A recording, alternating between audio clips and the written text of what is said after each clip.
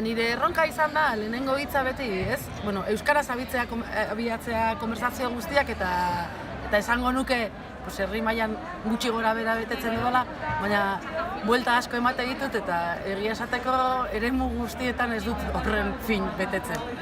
Eta, erronka hori aukeratzeko arrazoia izan zen, iruditzen zaidala batzutan kanpotarrak direla, edo beste bat kanpotarra dela somatzen dugunean, baduguela joera gaztelerara jotzeko eta, iruditzen zaitez dela oso...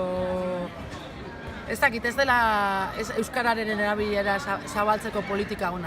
Batzuk badakite euskeraz eta ez diegu horretarako aukerarik ematen. Orduan pixkatez autokritikaren zeratikan edo abiatu nahi duen.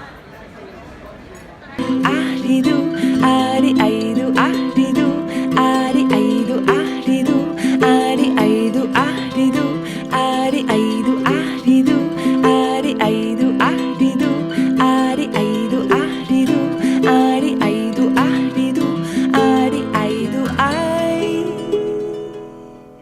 aidu, adi, du.